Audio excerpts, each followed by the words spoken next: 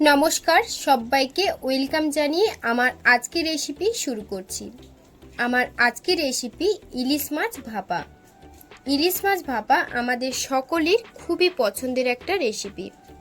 इलिश माछेर रेसिपिर मध्य इलिश माछ भापाटा सबाई किन्तु एकटु बेशी पछंद करे। चलुन ताहले रेसिपिटा देखे निই। इलिश माछेर भापा करार जोन्नो प्रथमे आमि एखाने 8 पिस माछ निয়েছি। एखाने आपनारा माछेर माथा माने इलिश माछेर माथाटा बाद दिएও কিন্তু রান্নাটা করতে পারেন। এখন সরষে ভাপার জন্য এখানে আমি 2 চামচ পরিমাণে কালো সরষে নিয়েছি। আমি সরষেটাকে শিলনোড়াতে ভালো করে বেটে নেব। এখন মাছটা ম্যারিনেটের জন্য হলুদের গুঁড়ো আর লঙ্কার গুঁড়ো তারপর লবণ দিয়ে খুব ভালো করে মাছটাকে মেখে নেব। এখানে মাছের মধ্যে লবণ হলুদ আর লঙ্কার গুঁড়ো দিয়ে মিনিমাম 10 থেকে 15 মিনিটের মধ্যে যদি রাখা যায় তাহলে কিন্তু টেস্টটা ভালো আসে। মানে লবণ হলুদ লঙ্কার গুঁড়ো খুব ভালো করে লবণটা কিন্তু মাছের মধ্যে ঢুকে যাবে। তো ঢাকা দিয়ে 2 থেকে 3 মিনিটের জন্য আমি রেখে দিচ্ছি। আপনারা চাইলে 10 থেকে 15 মিনিটের জন্য কিন্তু রাখতে পারেন। আর এদিকে দেখুন আমার সরষেটা কিন্তু ভালো করে বাটা হয়ে গেছে। এখন আমি সরষেটাকে একটু ছেঁকে নিচ্ছি।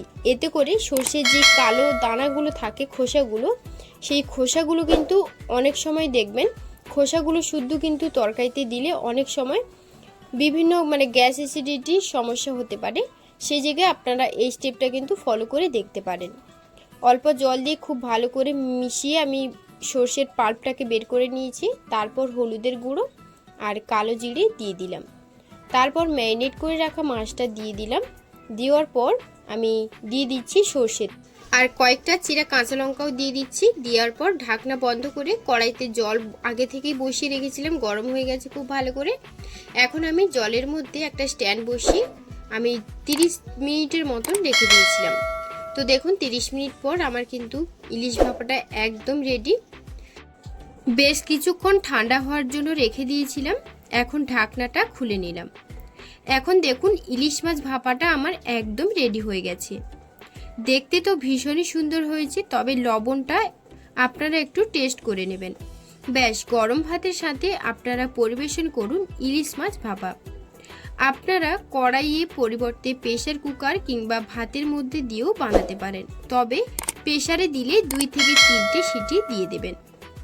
আজকের রেসিপি আপনাদের কেমন লাগলো অবশ্যই আমাকে একটা কমেন্টে জানাবেন এবং রেসিপিগুলো যদি ভালো লেগে থাকে চ্যানেলটিকে সাবস্ক্রাইব করে রাখার জন্য আপনাদের কাছে অনুরোধ রইল।